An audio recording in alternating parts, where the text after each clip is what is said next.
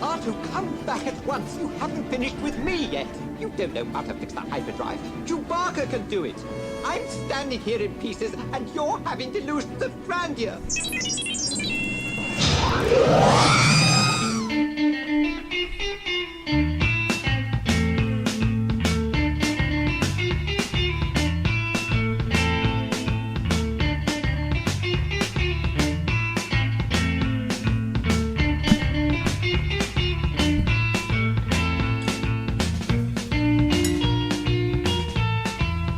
Welcome back to another episode of Star Wars Delusions of Granular with your hosts Ron and JP.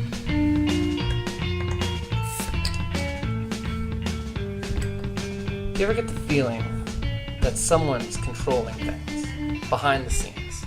Puppet masters. Oh, like Palpatine. Very much so. Okay, yeah. Well, Ron, there's good reason you're feeling that. That's because they are. They're out there. Okay, like Phantom Menace guys? Like Phantom Menace guys, and going back even further. Really? Before the prequels? Before the prequels were even a glint in a internet troll's eye. JP, who are you talking about? It's a good question, Ron.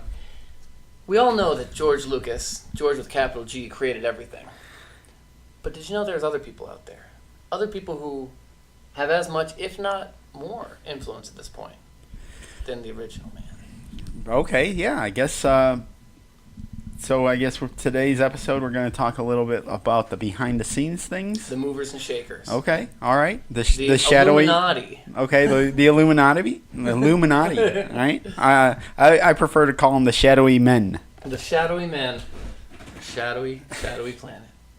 All right, so, yeah, George Lucas was... obviously the father of Star Wars, and for the original trilogy, he was really the guy, right? I mean, for sure. I mean, well, there is always that debate as far as what was planned, what was art through adversity, how much was in the original the vision, Sure. How did it go from Luke Starkiller to Luke Skywalker? Right. And a lot of that just has to do with collaboration. So, where do we start here, Ron? Well, let's I guess we start at the beginning. So, we all know that George Lucas wrote the original Star Wars, and that it was originally called The Star Wars, and then, there were characters like Luke Starkiller and Anakin Skywalker, and there was a lizard Han Solo. There was all kinds of drafts of characters. C-3PO was kind of like a used car salesman-y kind of slimy character. Yeah. Yeah. So I guess he had this idea, but he needed to sell it, and to sell it to the movie companies, he had to come up with a pitch. Mm-hmm. So he had to bring in outside people, because all he really had was a vision in his head. And what he did is he brought in a name by the name of Ralph McQuarrie, mm-hmm. who illustrated George's vision. So now we have another person in charge of the creation of Star Wars. You have a guy that's putting visuals to Lucas's ideas. Right. And from there on, it just goes further and further. As there's people who are Starcrafts, there are people who are actually using designs made originally for other films, like the Dune production that did not go underway. Right. But so yeah, a lot of people, a lot of different hands, and through the years, some have emerged as more powerful than others. Kathleen Kennedy comes to mind. Sure.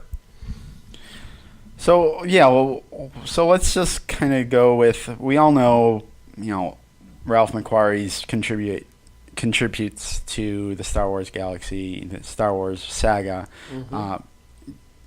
Quite predominantly. We all know that. We're not here to rehash that history, but we're here to talk about all the other people behind the scenes that really are the movers and shakers of the original trilogy, the prequels, and now the people that are basically the keepers of with the legacy, I guess. Yeah, the legacy that there's a lot of new players in this. There's a lot of people coming from a lot of different areas. So, so I guess, we'll just kind of run through.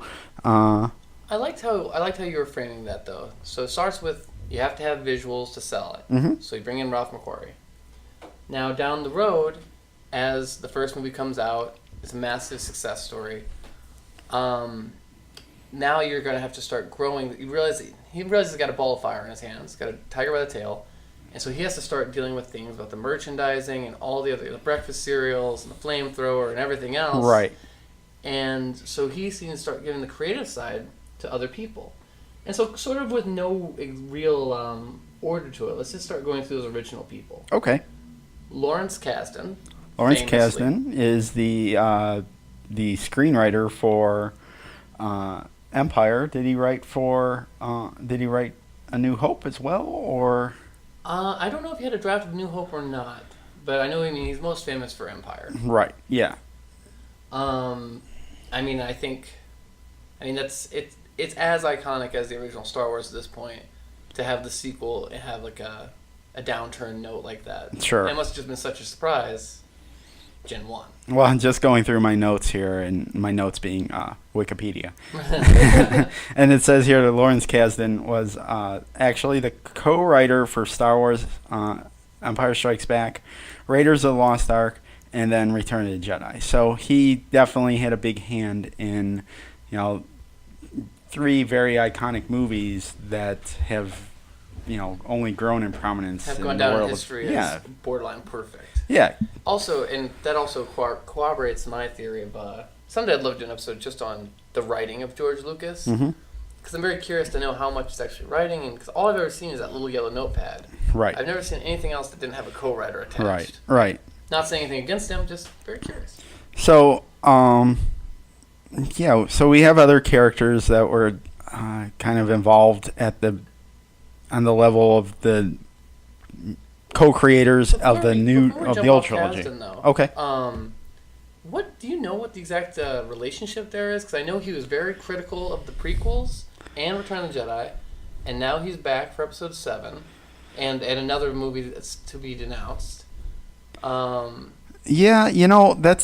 That is interesting. We probably, I don't know, we'll have to do a little bit more research, and maybe this will be a future episode, but there seems to be a lot of falling out between the original trilogy and then when the prequels started, because there is a different cast of characters between those 2 movies. Certainly. And Lawrence Kasdan, kind of dropped off after Return of the Jedi, and the reason that he is a name that we're talking about today is because not only is he someone that created 3 very iconic movies for in the 80s, but he also is back. Yeah. He is writing or co-writing Episode 7 with JJ. So, this is a player that, had a lot of power in the original trilogy, disappeared for whatever reasons, and now is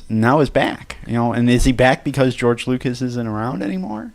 Yeah, exactly. That's a very interesting and I find it relationship. interesting because I think there's at least 3 kind of eras of these shadowy men, as you call them, and that's so you have the first gen, which is really the people who were there as kind of the American New Wave cinema crew, and we'll see some more of those pop up. Right.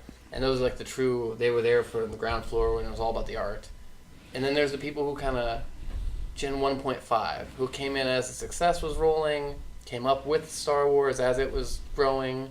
And maybe some of the splits happened there because of money. I don't know exactly. Right. And then there's the prequel jobbers, for the most part. Sure. And then there's, I guess, now 4 is the modern ones, right? The new crew. Well, and I think that, some people have gone, but now there does seem to be a collection of people that did work on the original trilogy, and there are people that worked on the prequels, and some of the people fell by the wayside, but now we have this collection of people that either have experience from back in the 70s and 80s or back in the 90s. It's an interesting mix. Yeah. So speaking of Empire, Irvin Kershner. Irvin Kershner was Irvin. With without a G. Irvin Kershner. Yeah, everyone. Okay. I think everyone gets that wrong. Yeah, he was director of Empire. You know, former teacher of George Lucas, taught a class he was in. George Lucas really respected him. Brought him on to direct the sequel to his big movie, showing us how much he must have respected him. And I mean, I don't think anyone's going to argue how much he nailed it. I mean, that was right. He's kind of the cleanup artist. You know, he came in and some say made Star Wars better than the original. Then he came in and did RoboCop 2. Mm-hmm. Kind of did the same thing for that. Well, I think that's a more controversial. I'm not. You know what? I'm not a RoboCop fan. I don't really remember the movie very well. Oh, okay. Yeah, it's I love both movies, first 1 and 2, but yeah, there's but those are his two claim to fame movies. Really, is he did Go Robo sequels. Yeah. So, but then you have other characters that characters. I know. I like that we're talking about. That have been around, the entire time. People like Ben Burt, who did the sound design for the original trilogy, and then did sound design and editing for the prequels. Editing, and right there is one of the main differences between the prequels and the original trilogy. Right, is the editing style. Well, the editing is a big issue with Star Wars. Yeah, big issue. For sure. A big issue. So we're kind of bouncing back and forth, but I think it's going well. Yeah, the main kind of a catalyst for everything in George Lucas's life was the editor, one of the editors on Star Wars, the episode 4, Marcia Lucas. Marcia Lucas. Now, Lucas's wife. Speaking of controversial figures, has there ever been a more controversial figure?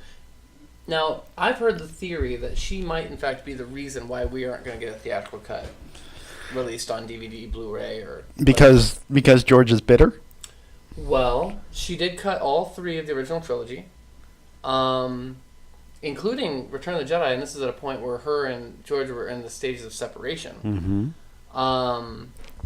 She also did other work outside of Star Wars. She also cut Taxi Driver, I believe. And another Scorsese movie, maybe Mean Streets. So she's very much part of that Gen 1 Zoetrope American New Wave crew.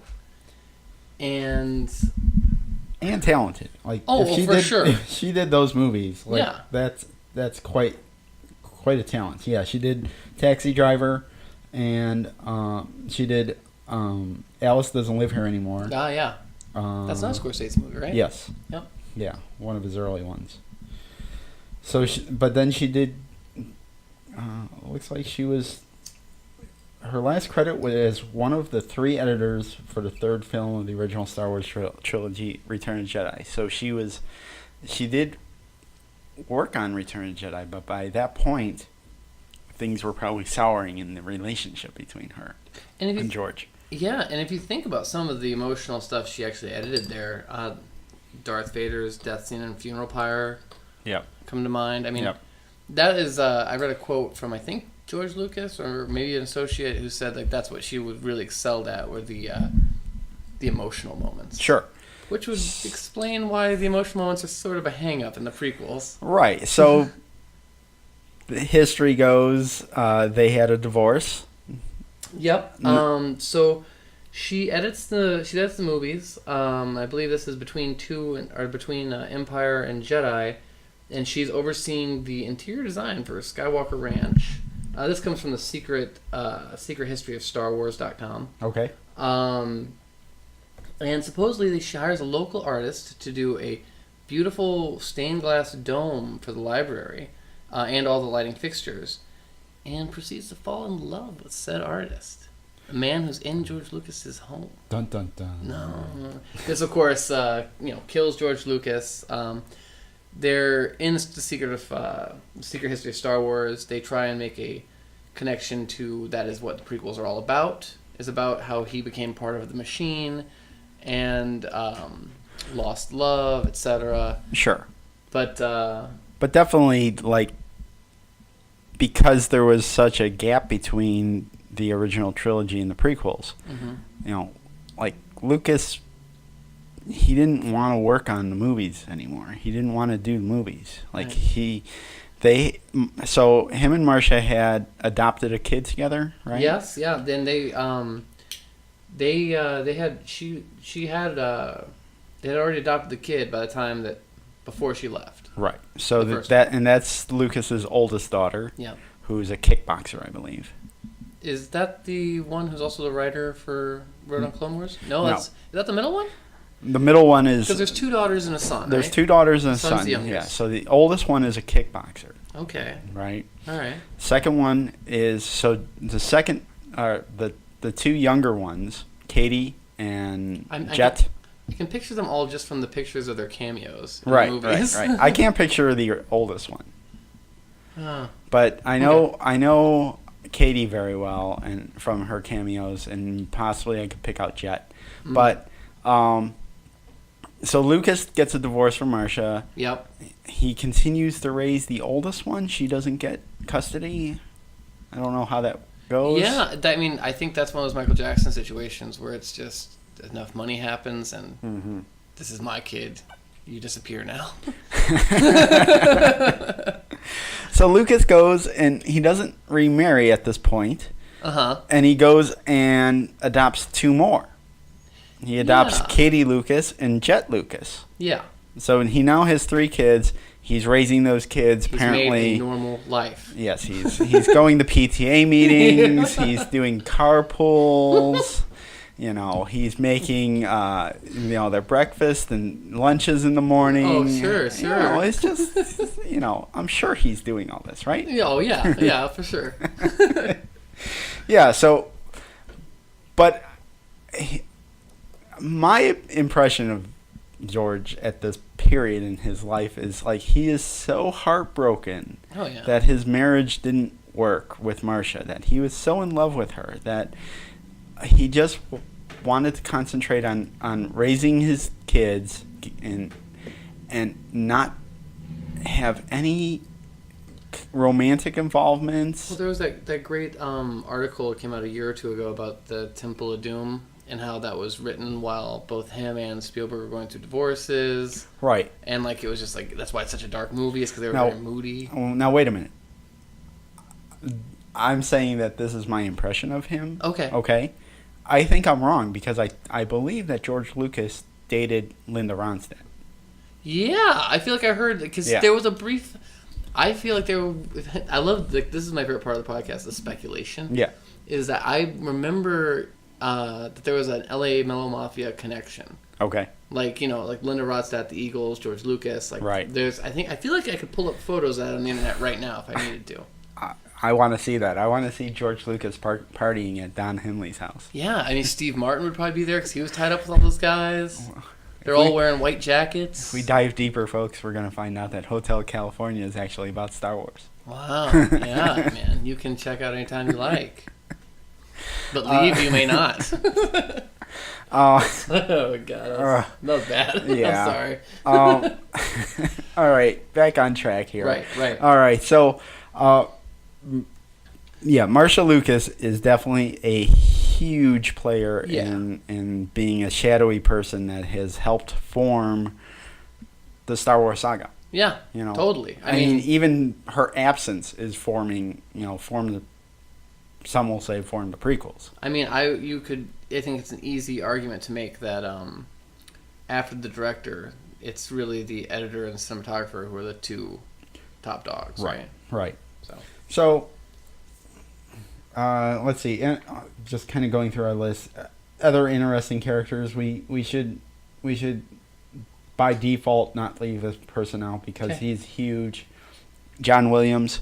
Oh, God, yeah. I would have left him out, too. I totally... Yeah. I mean, he's the guy that's been there the entire time. Yep. He's created so many different musical keystrokes throughout the Star Wars universe that, it's... I mean, I can listen to the Star Wars soundtrack and know exactly where I'm at in the movie every second. Let me ask you this. And so that's an interesting point you just brought up. Now, can you listen to the prequel soundtrack and know where you are every second in the movie? I can't listen to the prequel soundtrack. Well, I tried. I really tried. I pulled out my old CDs and I was like, when we were preparing for this podcast, I was like, well, good intro music would definitely be the Duel of Fates, which is a great piece of work, but sadly, nothing else really made me want to sit through it. See, I wasn't working on that wasn't working to slam on John Williams for the prequels. No, all right. Because the word I've heard, because I actually haven't listened to the prequel trilogy music that much, but I've heard that music's actually more complex and maybe even better than the original trilogy. But what happens is it gets stepped on throughout the entire trilogy because the editor was Ben Burtt. And Ben Burtt was always very critical of the fact that his sound effects got all stepped on in the original trilogy by the John Williams score. Interesting. And so when he got control of the editor stuff, he tamped it down. Well, which is funny because, and I think that's the reason when you listen to that soundtrack, for me at least, it's like, I guess I kind of know where I am in the movie maybe, but if you listen to the original soundtrack, I know every beat I am. Oh, yeah. That's because the editor and the score were... I love that story if that's true. I love this. I don't know if that's true either. I pulled it on a message board. And so did you get your ass handed to you on Reddit by doing that? No. That was a lurker. Okay. I'm still in lurking mode. All right. Well, just for future, if you ever get your ass handed to you on Reddit, that means it's not true. Right. If it goes through on Reddit, it's a fact. Yeah, that's how you fact checking for this absolutely. show. That's how Reddit works. All right, so let's see. I don't want to concentrate on the old guard too much. Let's just run through them real quick. We have Lee Brackett's a big one. Lee Brackett, who was she wrote a draft of Empire Strikes Back. Mm-hmm. Added a lot of the weird metaphysical stuff too. Yeah, because she was a sci-fi writer. Yeah. She was old sci-fi writer who I'm not entirely sure how she got hired for this. It might have just been a paying gig for her. Who knows? But she definitely brought a lot of ideas to it that ended up not getting used. I'm so interested by the idea that like George Lucas was this guy who, on the one hand, was hanging out with Francis Ford Coppola, was a real artist, had these real interesting ideas. But on the other hand, was like a total geek who totally knew who Frank Frazetta was, who like Jim Steranko was, and like was doing this art collecting and all that stuff too on the side. So right. Anyhow. So we touched on Ben Burtt a little bit. He's another one was basically he was a part of both trilogies. Yeah, and I think you can't overstate his influence on. Yeah, I mean, I look at the guy. I'm like, that guy. That's R2D2. Yeah. I mean, he's the sound designer, so he did all the. Boop, boop, boop, boop, boop. Yeah. He did the laser gun laser guns, blasters. Yeah, laser guns. ray guns. Yeah, and he's working on episode 7 too, and he probably I guess he had involvement on the Clone Wars. And didn't he also work on stuff like Jurassic Park and stuff like that? Yeah. Like, so he made that huge T-Rex noise. Yeah. So, let's see. John Williams. Oh, Joe Johnston. Joe Johnston, yeah. Huge. Joe Johnston he was basically a production artist, and he came up with Boba Fett's armor. Yeah, he's the father of Boba Fett. I mean, and then he goes on to be a film director for Honey, I Shrunk the Kids, Jumanji, Jurassic Park, which I personally think he didn't direct Jurassic Park. What are you talking about? Yeah, no, it's right here. Jurassic Park's not directed by... Jurassic Park 3. Oh! My favorite Jurassic Park. Actually, I liked it. Jurassic Park 3 is not a bad movie. I like it. People really talk shit about it. I don't know why. Also, Rocketeer. Yeah, I was about to say, I was shocked he didn't go straight to Rocketeer. I don't know if I ever saw Rocketeer. Really?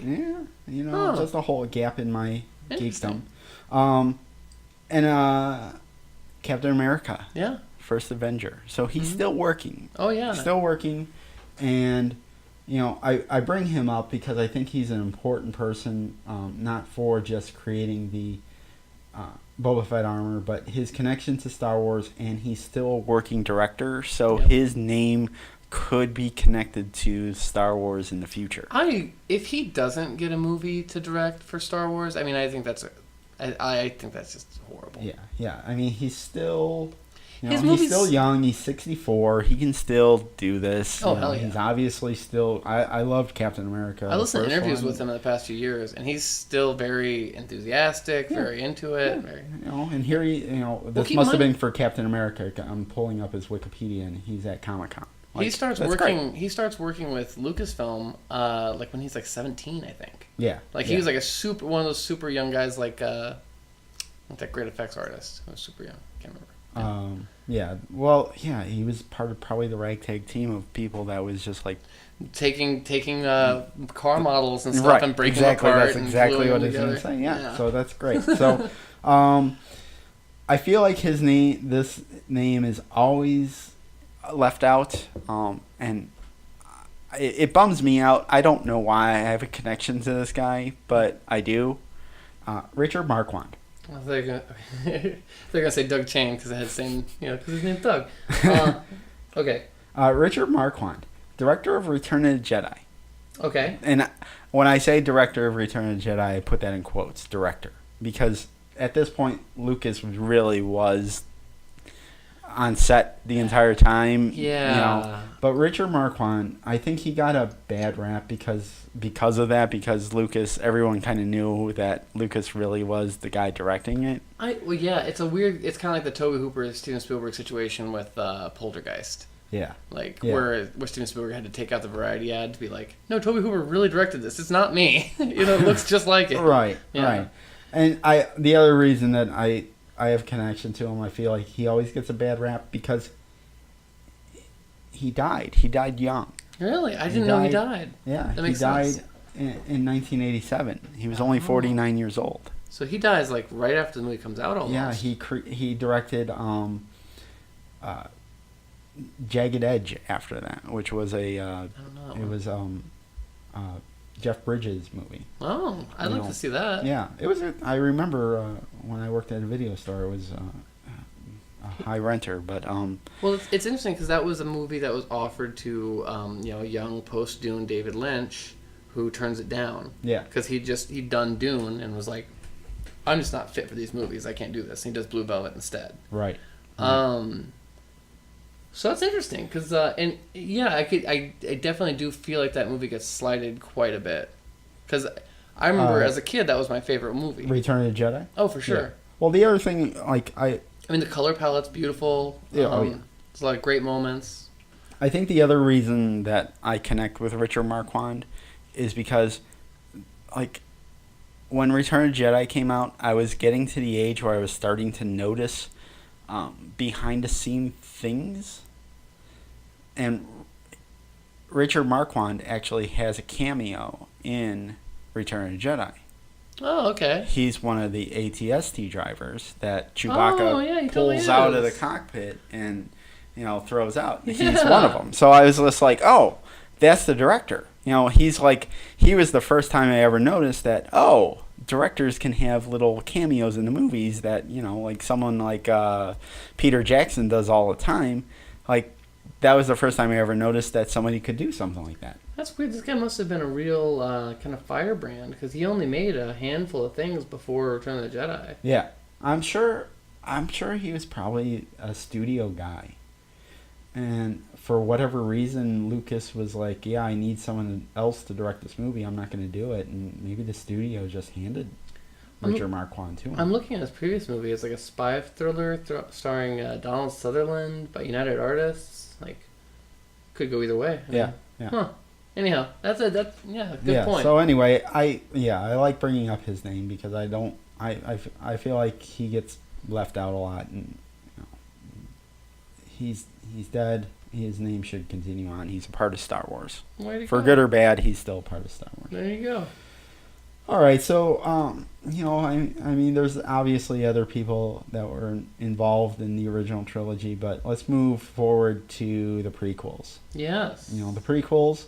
For me, there's one name that is synonymous with the prequels. Okay. Jar Jar. Close. No, Rick McCallum. Yes. Rick McCallum, the producer of the trilogy. Yeah. The prequel trilogy.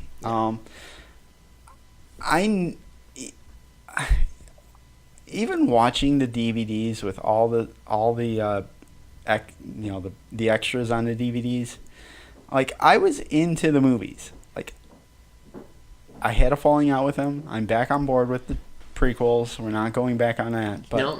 but I remember watching all the extras on the DVDs, and Rick McCallum's face was all over those. All over him. All over those, right? More so than Lucas even. Yeah. And in the back of my mind, I'm forming an opinion about these movies, right? And that opinion is, they suck. And I'm pinning it on this guy. Totally. This guy was... That's how I see him exactly. This guy was a Lucas yes man. Yeah. Everything that Lucas did was golden, and Rick McCallum is going to back it up and be like, yes, George, we're not going to challenge you at all. You're a genius. That's my favorite part of the Red Letter Media Phantom Menace review. Yeah. Is where he gets confused. The Harry Plinkett character gets confused and starts calling him Rick Berman, who is the guy we all claim ruined Star Trek. Right. But, anyhow. Yeah, so Rick McCallum, he gets a bad rap. I really don't know his how he got the job. That's the thing, is I'm so curious about these. When we started getting the prequels people, my question is always, how did they get together? How? Yeah. Yeah, why? So, okay, just kind of trying to piece this together. Yeah. He's most famous for work on the Young Indiana Jones Chronicles. Yes, which was a big initiative for Mr. Lucas. Right, and that's, Lucas, I think, if we want to criticize the prequels, which we don't here. But, oh, God, no. But if we want to, I think one of the things that Lucas was trying to do at the time is he was trying to cut corners. He was trying to make movies on a large scale cheaply. Okay?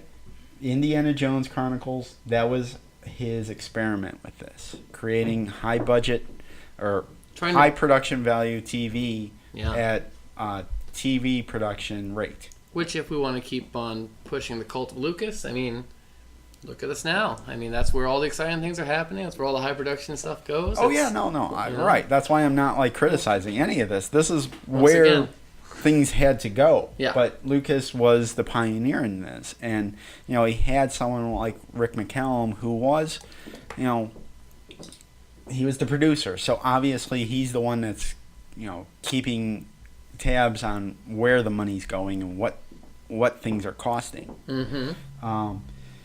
But he was such a yes man that he was just so annoying. Well, here's the thing with when you say about the prequels, the one thing that stuck in my mind though was when you're saying he's trying to make. I agree he's trying to make more for less, but those aren't not inexpensive movies for the time at all. No. So, but if they were made like the original trilogy was, with practical sets and going for all these different locations, they would have been.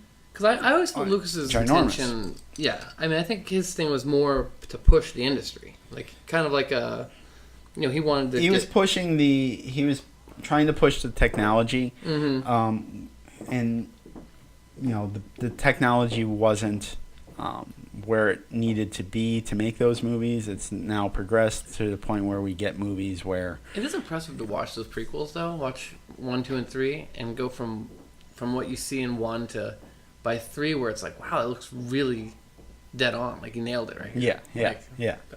Yeah. So, but yeah, Rick... Oh, side note, Rick did go on to produce Red Tails. Oh, yeah, stuck with him. He did stick with him. Red Tails, which we still, I mean, I don't know if you've done some more research since we last talked about it, but I still can't tell what George Lucas did with that movie. I thought he directed it for the longest time because of all the Me too. PR. He talked about it for such a long time, and he was the one that was interviewed. But he didn't direct it, didn't write it. I know. He doesn't have even a writing credit. I don't know what he did, yeah. But No. but Rick McCallum produced it. Yeah. So Good for Rick. so then there's certain people that kind of so prequel people that were heavily involved in the prequels. You had Doug Chiang. Okay. Doug Chiang was the Ralph McQuarrie to the prequels. Ah. Okay, he was the production artist. Yep. And he created a lot of the look and feel of the prequels. Also created the look and feel of creative director on Forrest Gump. Oh, well. Yeah.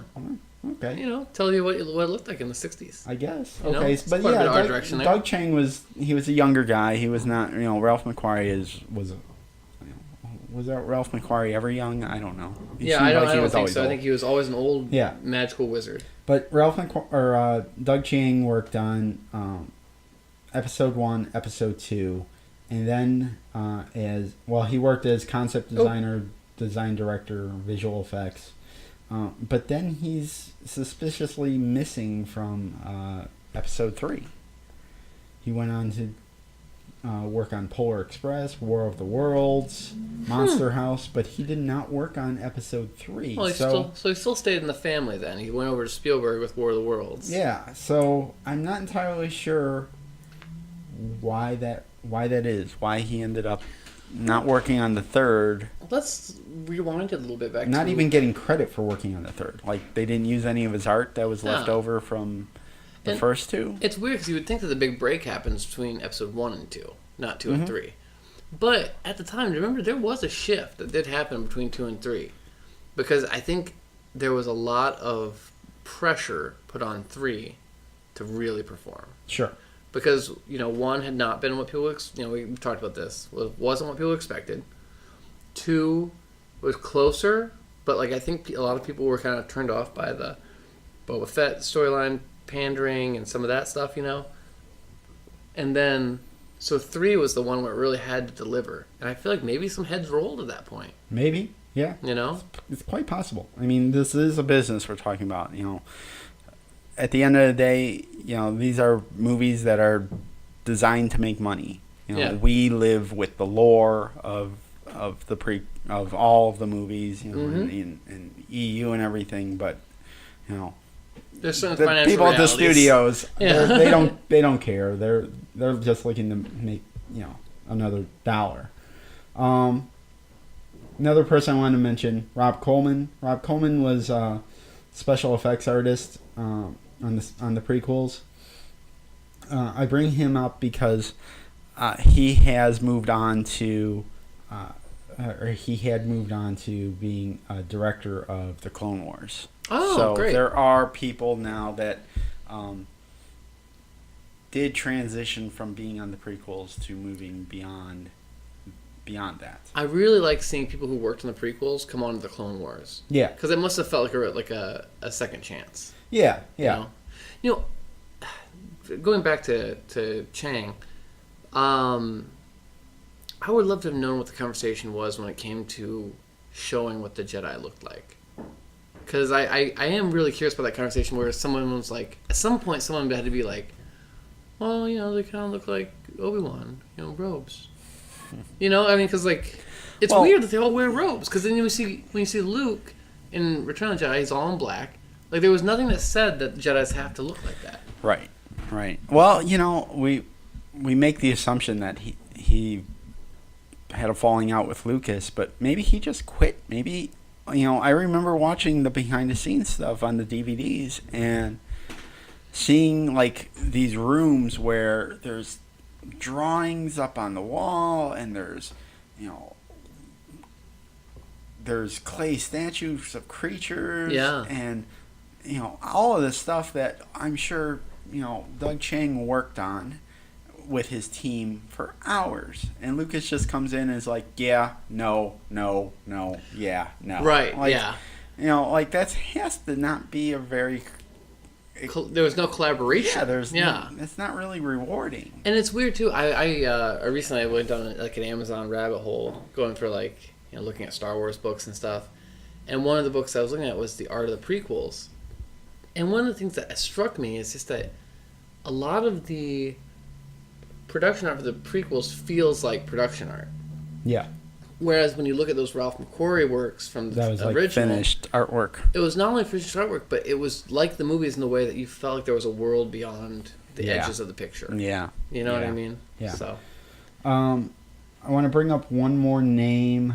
He actually is more connected to the original trilogy, but as long as we're talking about people who have had possible falling outs with Lucas, Gary Kurtz.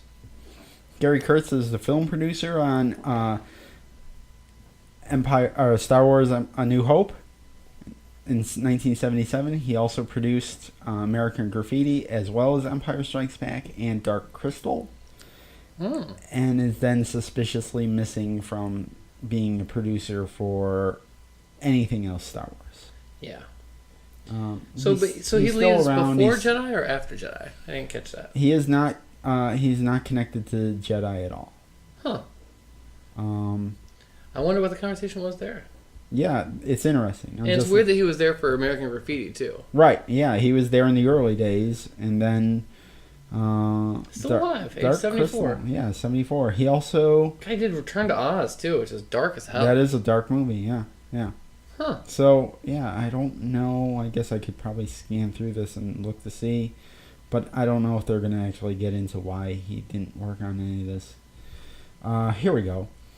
Kurtz has claimed that he and George Lucas clashed over how to progress on the Star Wars series. Kurtz became convinced that audiences no longer cared about story and were simply there for thrills and entertainment. And he began to deviate from originally planned plot lines for Return of the Jedi. So he had a problem, Kurtz expressed his dissatisfaction with Return of the Jedi. This is directly from Wikipedia. And Star Wars Episode 1 Phantom Menace. Kurtz was particularly displeased with Luke's decision in Return of the Jedi to resurrect the Death Star and to change the plot outline from one that ended on a bittersweet and poignant note to one having a euphoric ending where everyone was happy. I'm not familiar with the alternate ending to Return of the Jedi, are you? Well, I guess not. Other than that Han Solo wanting to die. Right, Han Solo wanting to die, but yeah. We'll do some research. I mean, I guess it's an interesting thought here. Is so... Well, Gary Kurtz is not connected to Episode 7 in any way. Right. But it seems like what they're doing for Episode 7 is they're going back on old ideas that weren't used in the original. Sure. Yeah, particularly in relation to the concept art by Ralph McQuarrie. Good God. Right. So I wonder if they're going to... Well, here's just a fear that I have with Episode 7, is they're going to try to rewrite history and basically, be like, oh, well, that big euphoric celebration that we had at the end of Return of the Jedi, that didn't really count. Like, it didn't end anything. Well, it's already less euphoric. It's already less euphoric than it was because they took out the Chub Nub song, So yeah, but I just feel like they're going to, they're going to try to make the original trilogy not count. I agree. For as much. And I am curious about that. I mean, there's a lot of speculation you could go into about this, but I do wonder because you look at the prequels and how much that changed the franchise. Yep. And I keep trying to project how much the new trilogy is going to change the franchise. Yeah. And I think that's exactly the point, is that, so you go to the prequels now, and it's so heavy action, so fast, so furious, so wide scope, that when you get to the original trilogy, it's kind of jarring. Yeah. Because there's, it's all character stuff, it moves slower. And then the new trilogy now, if you didn't take away the euphoric ending, it's like, well, it didn't actually end there. It will be kind of weird. Do you think it'll downgrade it at all, or? I don't know. These are fears that I have. I don't know.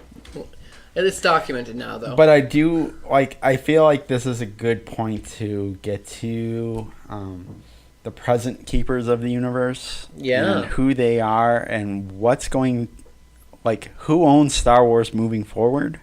Right. I think there's some fan misconception as far as whose people's roles are in the future of Star Wars. Mm-hmm. Mainly, and this is not a critique on this man. I've enjoyed his work up until this point, but I think there is a common misconception that J.J. Abrams is the new George Lucas. Yeah, no, and I think it'd be more accurate to say J.J. Abrams is the new Irvin Kershner, or J.J. Abrams is the new Jobber. Right. He is. It's a gig for him. It's not like he, like. It doesn't look like he's going to be the architect going forward. Right. But I think a lot of people think that because of his status in the world of filmmaking. Yep. And like, I'm not like, if JJ was the architect of the new Star Wars, sure, I'd be fine with it. Yeah. I don't think that's true. I don't either. I don't think that's true. I think the architect is, unfortunately, or maybe fortunately, I don't know. We've dealt with the EU and the craziness that caused, but I think it's committee now. Well, yeah. You know, there's definitely, you have someone like Kathleen Kennedy who we want to talk about, but we want to dive deeper into her as a whole. Yo, for sure. That might be a future episode. She deserves an entire episode. Kathleen Kennedy is now she's the president of Lucasfilm.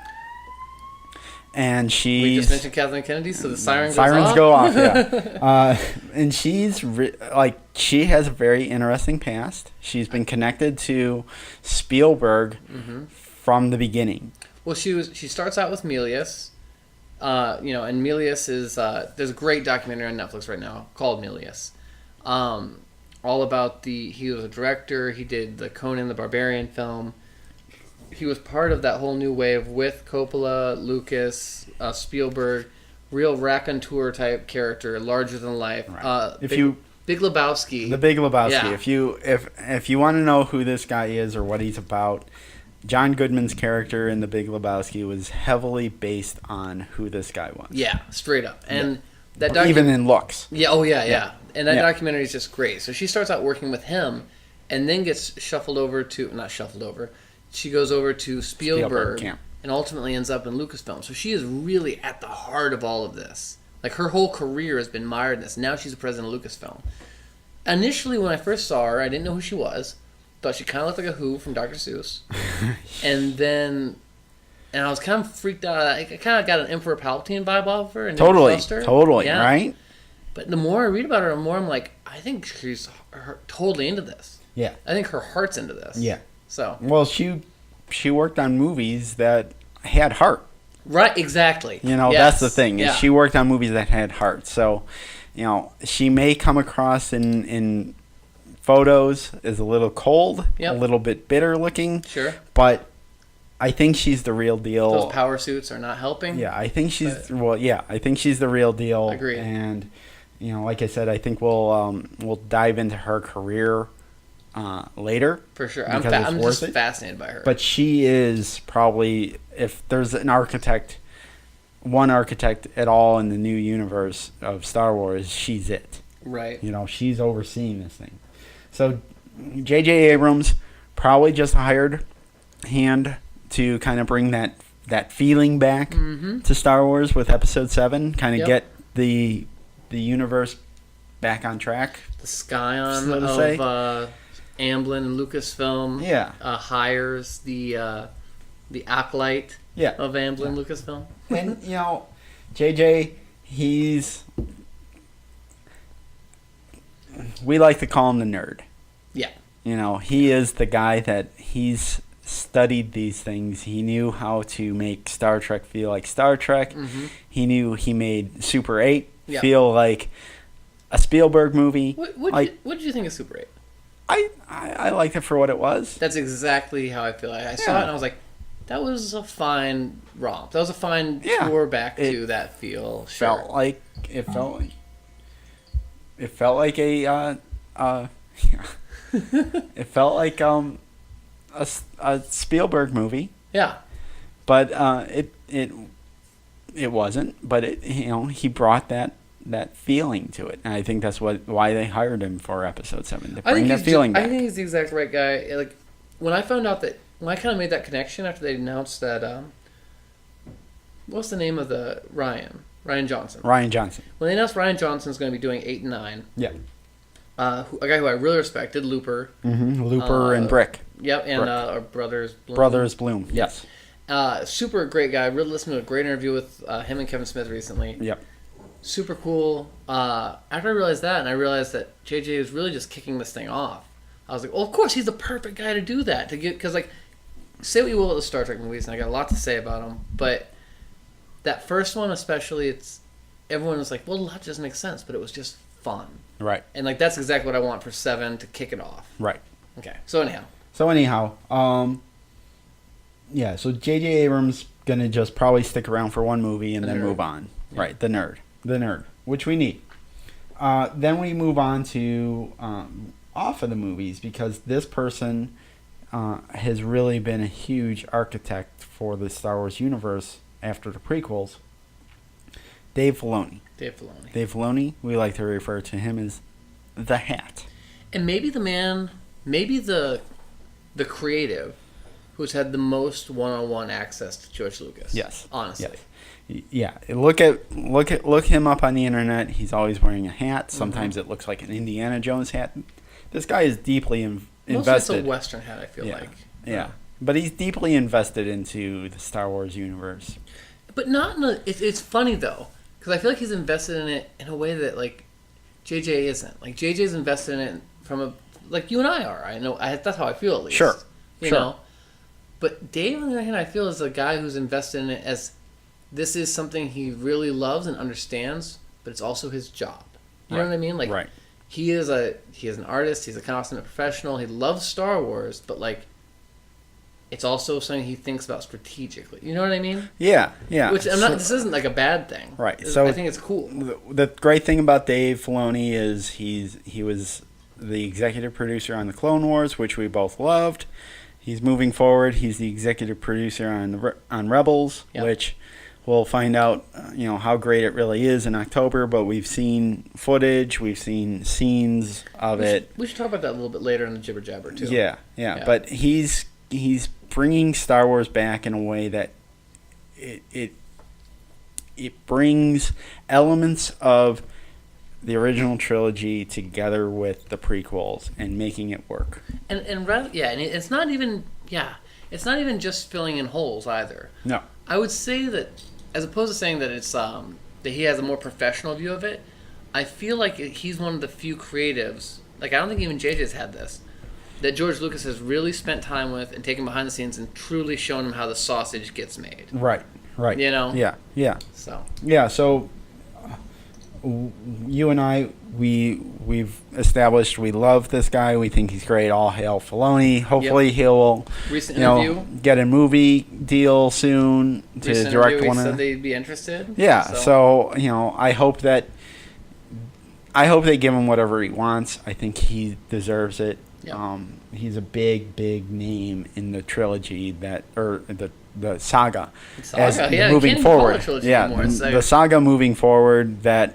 Right, as of right now, is not connected to a movie, but should be. Right.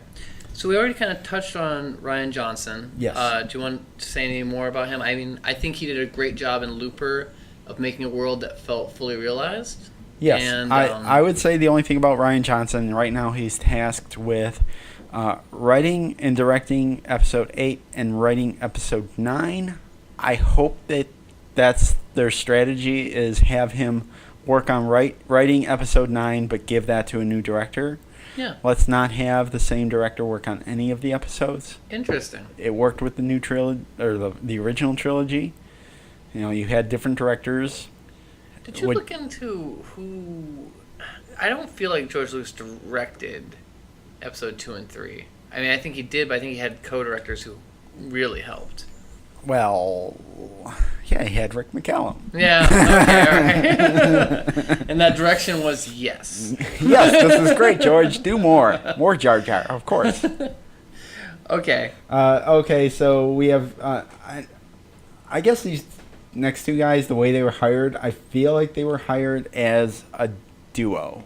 And I feel like it was almost hired as a promotional stunt. It does kind of feel like a promotional. The way it was announced, yeah. It was weird. Yeah. It was like Godzilla's the #1 movie in the nation. Guess what? We just hired the guy who did the #1 movie in the nation. Okay, so Gareth Edwards, who is the director of the latest Godzilla. Yep. And Gary Whitta, who is going to be writing the first standalone Star Wars movie. Yep. Not connected to a trilogy and not an Ewok film. Right, and Gary Whitta also wrote... let's see, I'm trying to figure out what he wrote Book of Eli with Denzel Washington. Which I did not see, but have listened to the soundtrack by the guy who did the soundtrack for Drive many times. He also wrote After Earth with Will Smith and Jaden Smith. Sounds like this guy's going to knock it out of the park. I don't know. Honestly, Gareth Edwards is someone I respect by reputation. Yes. He did his debut feature film was Monsters. Yes. Monsters was a massive success in my circles. Made for just a few $1 million. Supposedly, it looks like it was a big budget thing. I have yet to watch it because I'm behind on my queue in a big bad way. Well, the thing about Gary Whitta is, I would say basically what he's really known for is two things. He's a gamer. He looks like a gamer. Yeah, doesn't he? He kind of looks like a gamer.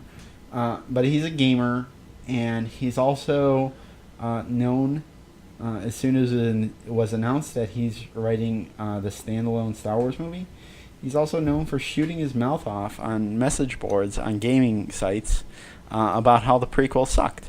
Oh, yeah. I saw this. Yes. Yeah.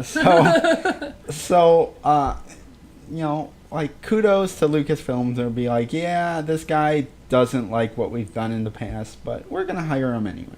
Yeah. Let's find out what the enemy knows. Yeah, but, so, you know, I mean, that brings an interesting element to the Star Wars universe. Hopefully he will... It'd be interesting to see what happens with him. I mean, you know, it's not... the current regime of Lucasfilm is not afraid to dismiss a writer. I mean, Michael Arndt, with the aborted Episode 7 script, disappeared. Well, okay, so here's the thing. Okay. And this is something that I've been kicking around in my head for a while. Sure. We live in a world where Marvel is king. Marvel, yeah, hands down, apparently. Right? Yeah. Marvel's king. Everything is a franchise now. Yeah. You know, as of the recording of this, Teenage Mutant Ninja Turtles is out and is doing well at the box office. So they've already announced that there's going to be a Teenage Mutant Ninja Turtles. Everything is seemingly based on name recognition. Yeah. But I went to see Guardians of the Galaxy last week. Mm-hmm. Awesome movie. But still trying to get to it. Teenage Mutant Ninja Turtles beat it out this week, and you know, I guess Guardians will just be, you know, it's a forgotten. Pretty slim margin, though, right? Like, it was beat by a couple million. I'm not entirely sure, but the issue is, like, when I like Star Wars, the original trilogy, and even the prequels, those were like around at the box office for weeks on end. Yeah. Like, they were big numbers, always #1 for weeks on end. Yeah. You know? Like, how successful are the new Star Wars movies going to be? Yeah. Like, you know, can they top Marvel? Well, what was it that just crossed over $1 billion recently? Was it Transformers 4? Maybe. I don't know. Worldwide? Some movie. I think it might have been Transformers 4. I don't know. But it's one of those things where you wonder if everything now is based on name recognition. Like Star Trek, I mean, you can... That was another thing the Red Letter Media guys did really well. They plotted out how you could actually figure out what would be in the sequel to Star Trek based solely on like what people know about Star Trek. Right. It's like the Tribble's going to be in it. Oh, yeah, Klingons right. will be in it. Like... And not being a Star Trek fan, just kind of being a periphery fan. Yeah. I was like... Tribbles are in it. This is great. Like they nailed everything I love about this show. Ugh. Yeah. Khan is in it. Awesome. I never saw Wrath of Khan. I'll get to catch up on it. But so, so arguably Star Wars would be the ultimate name recognition, right? Right. Above Teenage Mutant Ninja Turtles, above... Well, I want to do a future episode about Marvel versus Star Wars because they're both owned by Disney. They're both bought by Disney for $4 billion. Yep. And they are both the future of Disney. And from a storytelling perspective, I think you can really look at comic industry and see what might happen with that world. Right. So, with the but reboots. Will Star Wars be able to be bigger than Marvel? That's the big question. Well, I'm not even talking about DC because, poor DC. They're trying and they're constantly failing. Well, I would not call what they do failing. I think they're trying for some. They're. You know what? You're right. They are trying to build something uniquely different. What I love about... And what they're trying to build uniquely different doesn't really have a plan. What I love about DC, though, is that they have perfected nerd trolling. Like, they troll everyone. Like, the first movie, the first Man of Steel, trolled everybody so hard with just, like... It gave everybody what they wanted, but it twisted it in different ways, and all the announcements ever since. And now Zack Snyder's releasing all these pictures of, like, Batman on Tatooine. I'm not a big fan of that. I love it. All. I don't know. I love it because there's this wave of Star Wars interest happening, and he's just getting like free publicity just by taking pictures of his Star Wars action figures. All right, so that's pretty cool. There's two more names I want to mention is being tied to the keepers of the present keepers of the universe. Yeah. Big names here. Yep. Bob Iger. Bob Iger. Bob Iger is the head of Disney. Yep. And he's the one that's really kind of holding it to J.J. Abrams and Kathleen Kennedy to release Episode 7 in 2015 instead of when they want it in 2016. And when you get to the point where you're the head of Disney, I gotta wonder, have you ever ordered a man to die? Like, have you ever ordered the death of a human being? He looks like he could have done it. Yeah. You see pictures of him. And there's much money going around. Like, I feel like at some point Bob Iger has been like, push the button. Yeah. JJ's probably feeling that heat. Yeah.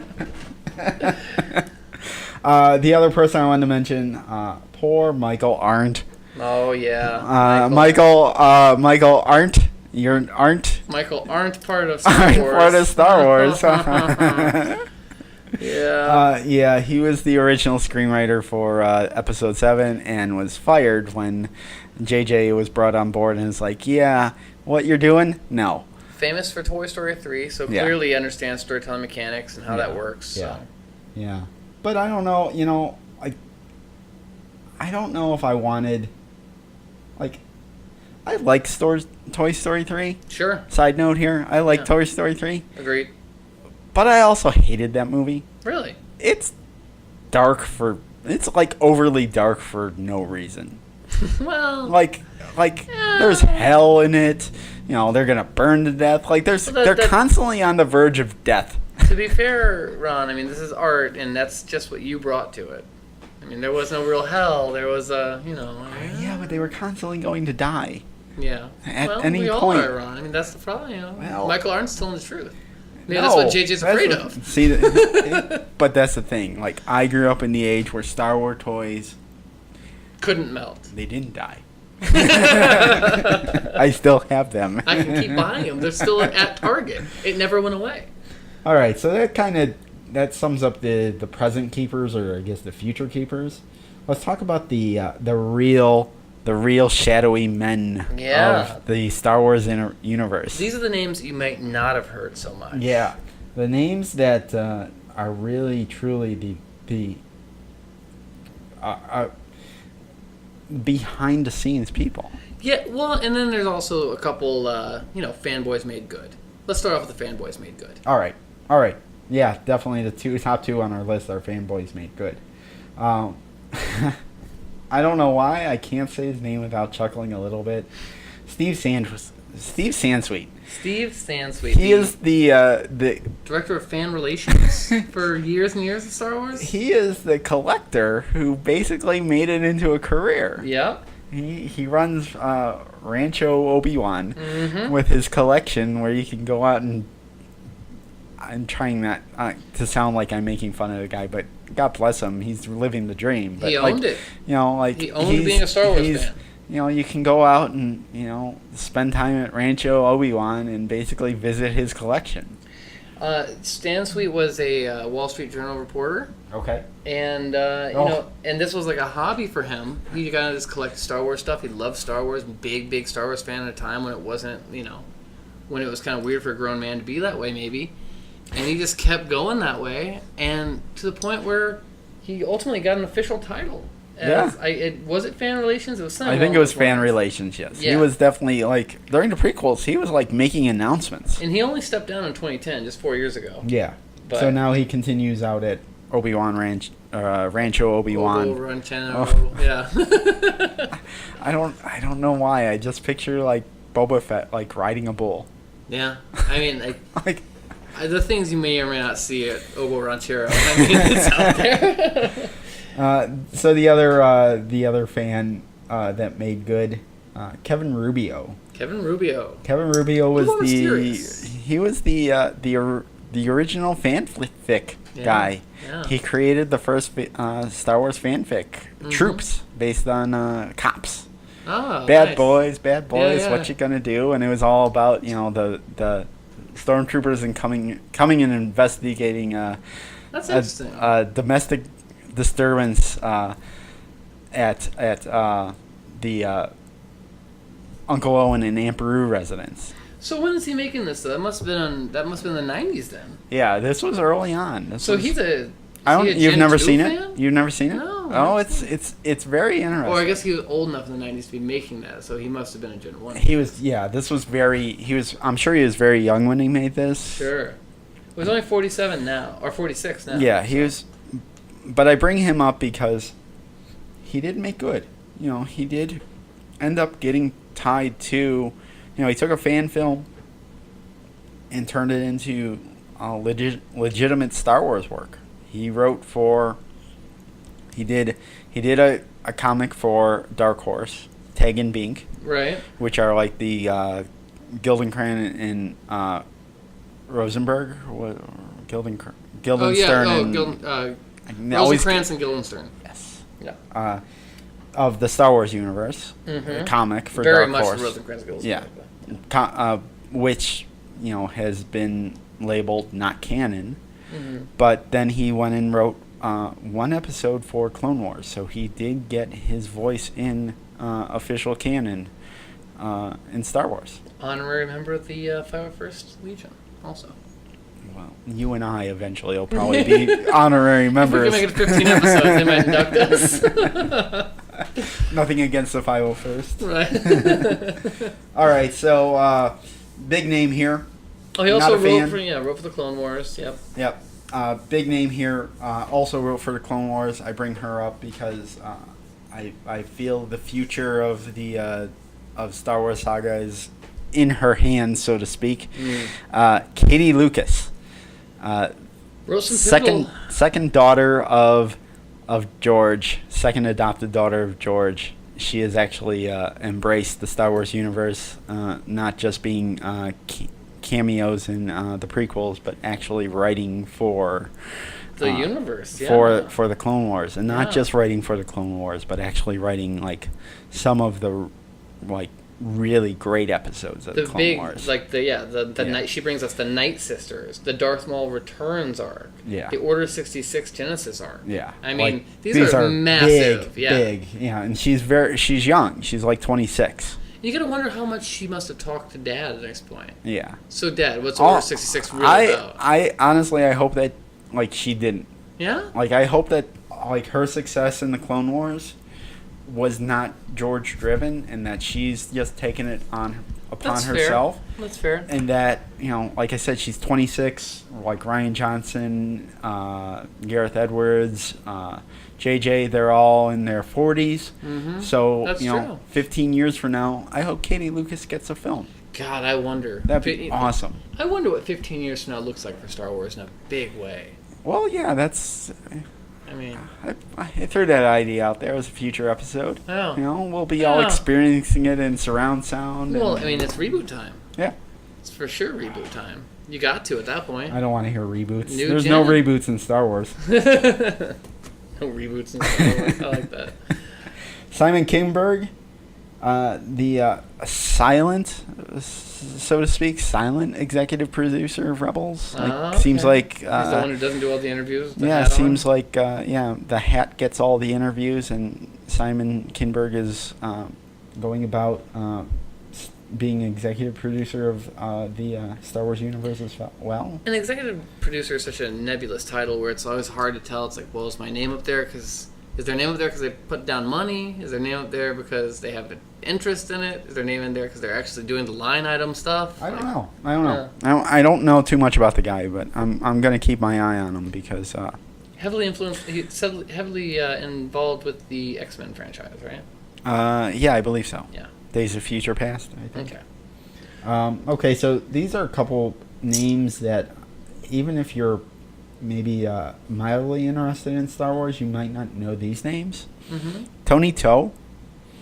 Tony Toh is you have his entry up. Yeah, television producer and director and current president of production and development at Lucasfilm. So he is the green light man. Yeah, is that he's right? the green light man for television, for future television of Lucasfilm. And I think we're going to see a lot more of that, especially if you think that the Star Wars franchise is looking at Marvel and saying what we're going to do, right? Yeah.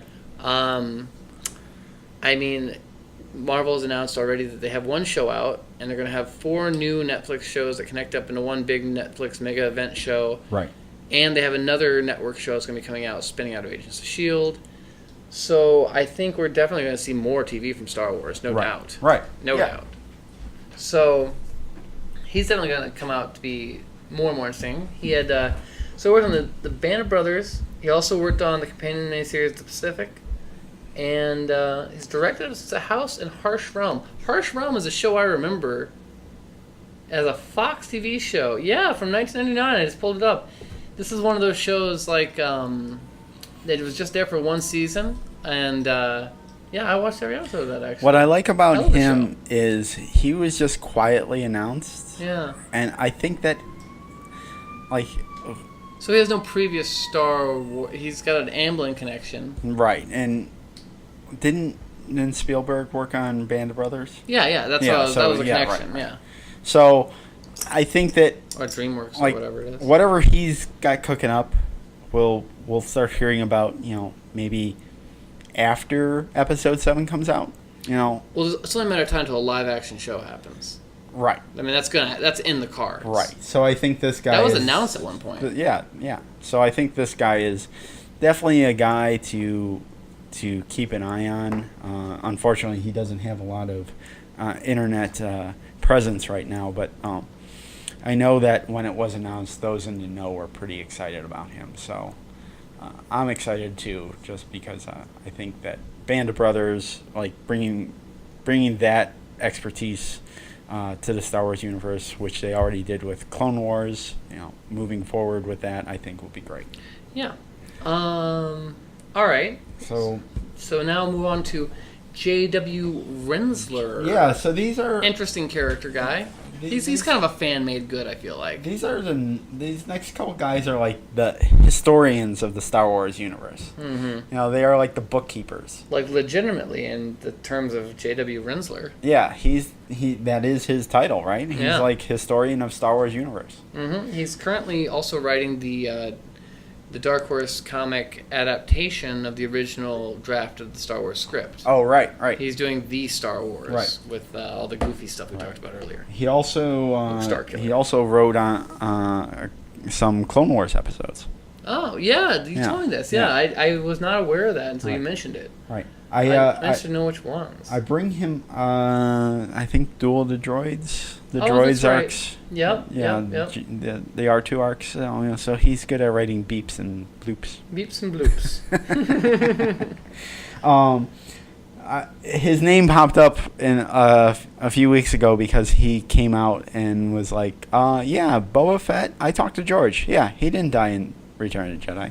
No, that didn't happen. There's a fantastic thing, like, so let's mention the other guy's name too, real quick. The other historian.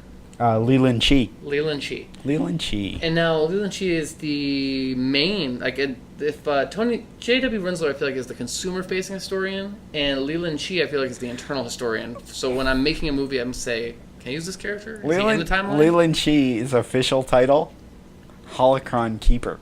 Wow. Wow. I believe I saw it on his wiki entry, or maybe it was an interview or something. But his deal is that there's only one way for you to get into the actual holocron, to be the number, like for your stuff to be level G continuity, G for George. Okay. And that is for it to come from the lips of George. Okay. So, for example, when George... But how does that work now? Because George's lips are not on Star Wars. It's curious because I imagine Leland Chee's just got a blood devotion to George.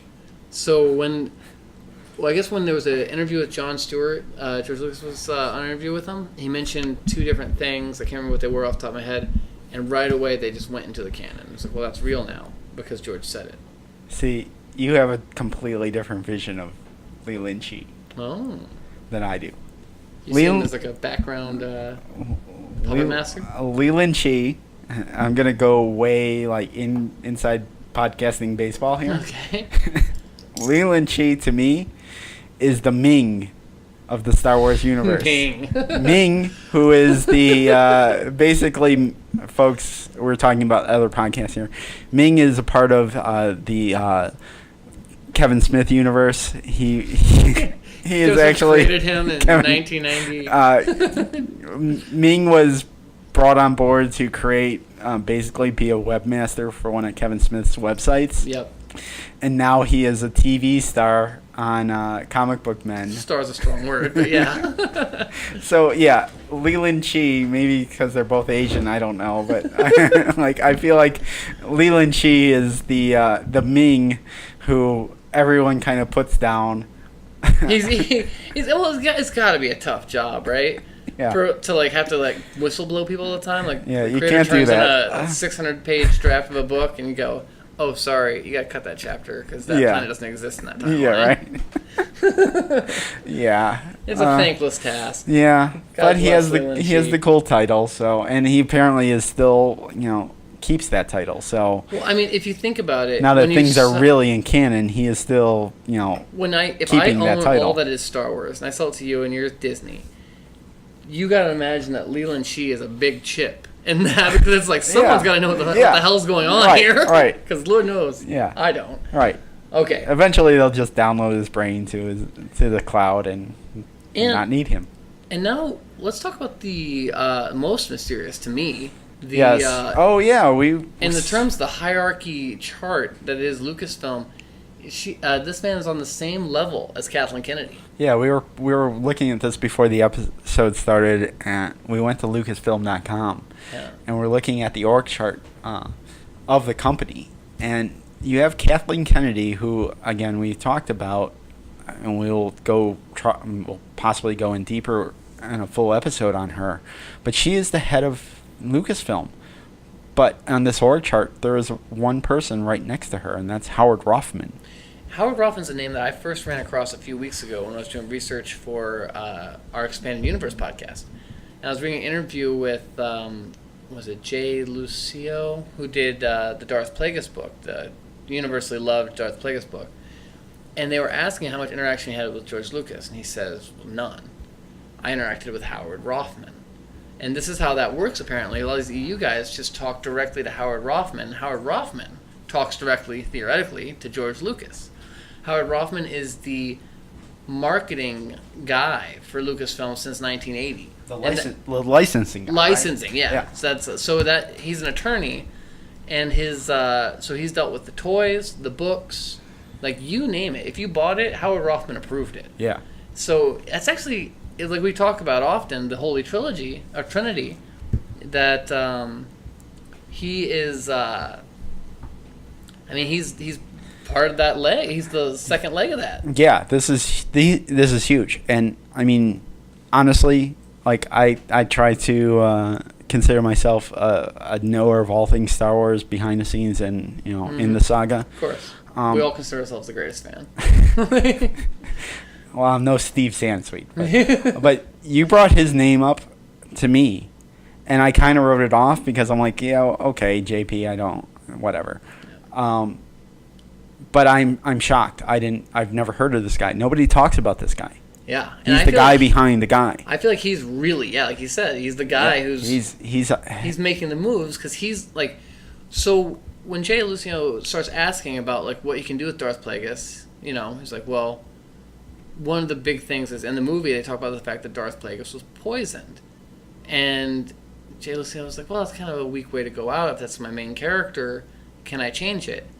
And he had to ask Howard Rothman. Howard Rothman goes back to him and says, no, if George said it, it's legit. Yeah. So. Yeah, this is it's almost scary how much power this guy has. Yeah. And we don't hear about him. Yeah, and on the side he does artistic gay photography.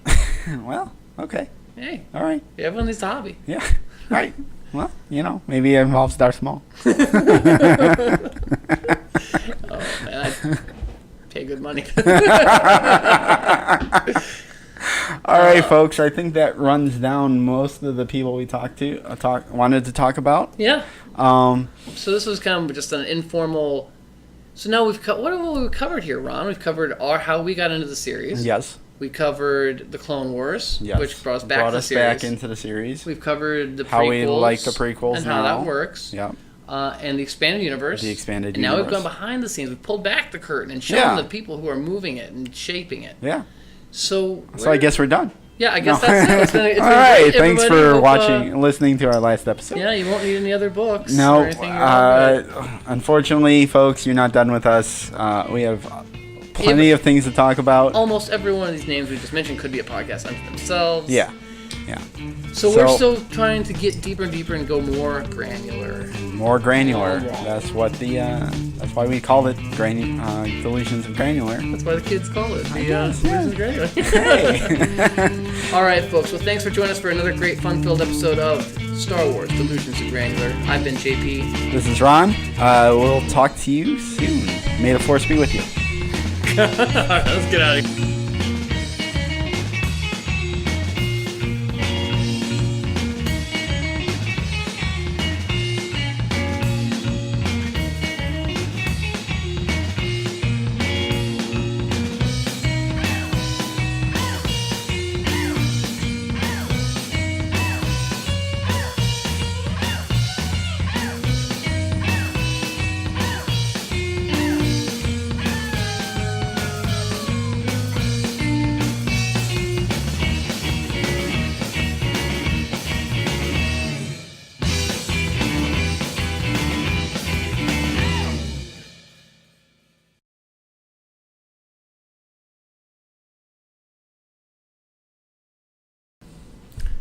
Okay, folks. So so there's 7 minutes of the Star Wars Rebels cartoon show coming up, and I have actually yet to watch it. I watched most of the visuals from it. It's kind of scrubbed through it, made sure all the animation looks solid. Ron has watched it, so this will be my first time watching it with audio in real time. All right, so we're just gonna watch it and provide a little commentary to the 7 minutes. Why not? Enjoy as we watch it. Disney XD. I've never seen that channel. No, but I mean, it's the boy channel. It's the boy channel. Right. Yes. So we're not on Tatooine, right? No, I think we're on a planet called Lothal. Lothal. I like it. We have a very blue-eyed looking Aladdin character. So this guy seems to be the Ahsoka of this series in terms of people just do not like this kid from the design. Yeah, I mean, I watched the 7 minutes. I liked them, so this won me over. There's a Star Destroyer flying over in what seems like impossible gravity for a ship that size to be flying in, but that's Star Wars for you. Yeah. Hey, look, now we got real TIE fighters and real TIE fighter sounds. The Stormtroopers in this animation just look phenomenal. Yeah. I mean, this looks really, really good. So Imperial troops seem to be questioning a local. This local, I believe, was a character maybe based on in the Cantina from A New Hope. Everything is so much curvier and pointier. A little bit, yeah. I don't mind it. It's interesting though. Everyone's kind of. It's a lot more. Someone who described it as being gummier. Okay. The accents on the Imperial troopers are interesting. It's not so much British anymore. Feels like more Australian. Huh. Or what's the Michael Caine thing? Oh, yeah, maybe not so much London. Different part of Europe. South London or whatever. Yeah. I like how they're like thugs. Yeah. Never really got that in this show. So Ezra is the main character here with blue hair. He seems to have some accent too, which is nice. Yeah, people have been calling this guy Aladdin. Yeah. Yeah, I can see it. It's kind of it feels a little racist to say that, but okay. Well, who is that kid? The animation is fluid. It seems a little bit like not. It's cartoony. The colors are great. Yeah. The setting's great. It looks great. You got the Star Wars. You got the Star Wars language imprinted on the buildings. Yeah, that was an early conversation between us about Star Wars. Yeah. Whether or not there was written language. Which that's when you schooled me on that. I schooled you on that. Yeah. What was that? Doc 94. Docking Bay 94 is actually a number in Star Wars. Yeah, that blew my mind. Also, Luke reads R2D2's readouts, so he can read. All right, so this is Kanan. Kanan? Okay. Yeah, something along those lines. Ponytailed, goateed hero. Very 90s feel to me. I'm on board with this. This is the one character I'm not so on board with, but I do like this interaction here. Well, if you follow the fact that he looks kind of like kind of douchey, and that we've learned that the Jedi were kind of douchey, works for me. So we're seeing that these characters are familiar with one another. They have kind of a hand signal, tapping it on their leg. We got a new Imperial outfit there. Sexy Mandalorian there. Yeah, pink outfitted Mandalorian. Yeah, not full armor at all. Yeah. Yeah. So we got speeder bikes. We got land speeders. Looks almost like the land speeder. Now this is the thing that I was worried about with this series, and it eases my mind greatly. Okay. There's real violence in here. Like, stormtroopers are actually getting shot. Oh, were you worried because it was going to Disney XD? And thought yeah. It was going to be able to be stormtroopers are getting shot. There's actual, no one says, oh my god, he's dead, but there's actually perceived deaths in this. You broke his neck! Yeah. A little symbol on there. A little symbol on his, on the stick he just moved. Huh.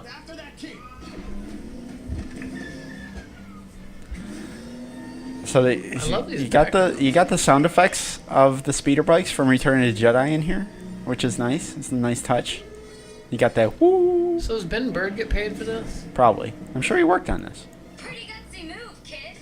It's a very Wild Side from Lego Movie character. Yeah, oh yeah, right. Good luck.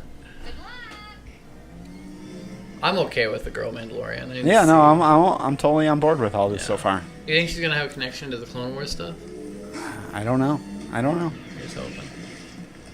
See? More actual stormtrooper deaths? Yeah, those guys are dead.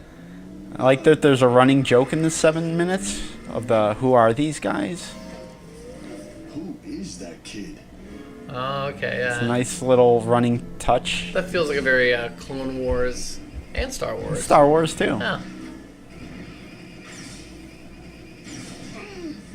Got the Imperial symbol on the crates that they're trying to steal. It's kind of interesting because if you think of it this way, the Clone Wars and the prequel movies kind of set up the actual people who were making these things that end up having ramifications all over the galaxy, and this is kind of the ramifications. Right.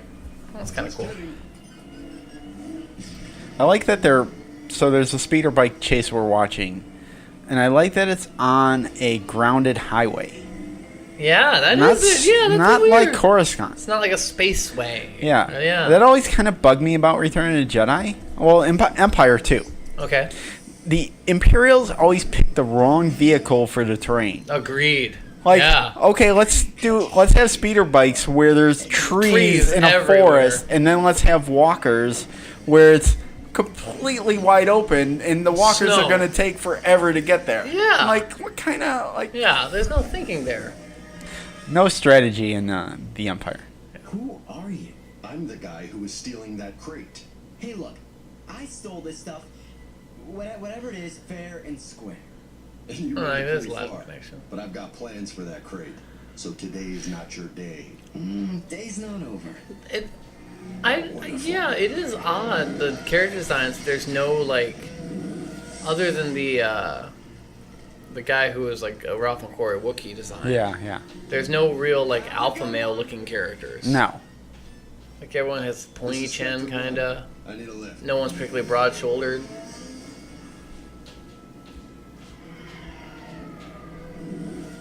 Okay.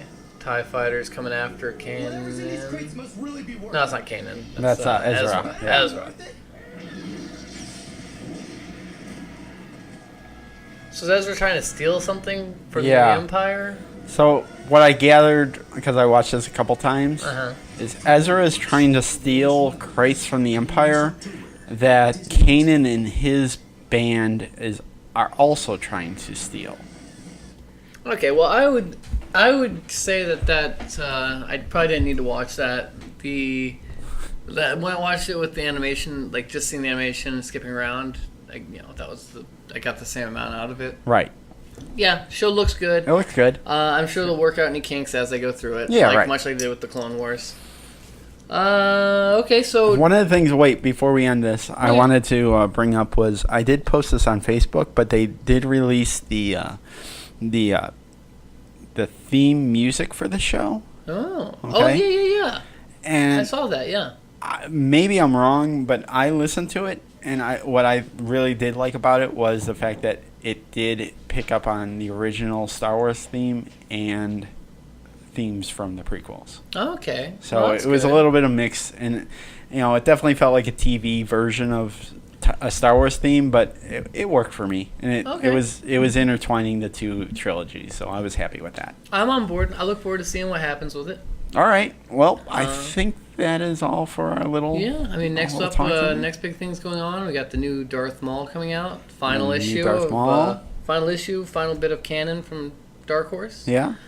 Um, More episode 7 rumors that everyone seems to think are spoilers. Oh, that's right. I forgot. I have one more name on our Shadowy Men list, and that is one Mr. Warren Fu. I hope I'm pronouncing that right. Okay. F-U. Warren, F-U. And so Warren is the guy who, Sifo Dyas, a character who is no small amount of confusion in the prequels.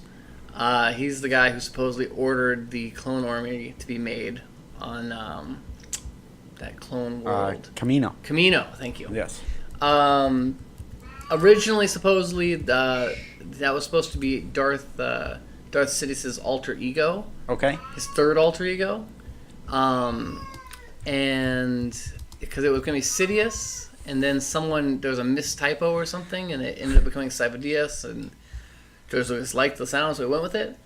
This artist was apparently working on a game or some kind of tie-in thing, and realized they didn't have a picture for Sifo Dyas. No one knew what he was supposed to look like, and so he just drew himself. Interesting. And so Sifo Dyas is Warren Fu. Warren Fu is Sifo Dyas. This would come and play for the Clone Wars arc. I was going to say, so Sifo Dyas, refresh my memory, he actually does show up in the Clone Wars, Yes. so he actually is canon. He did exist. Sifo Dyas is kind of a counterpart to Count Dooku. The Darth Plagueis novel actually used him and did a very good explanation of him. And so yeah, like Warren Fu is in the not only is he behind the scenes, he's in the world as Sifo Dyas. So All right. there you go. There we go. And so yeah, I think that kind of concludes our Shadowy Men on a Shadowy Planet. What are we gonna talk about next week, Ron? I don't know. I think it's kind of a mystery. All right, we'll tune in next week, folks, and All find right. out what lies behind the curtain of the Star Wars. Play the music. Star Wars.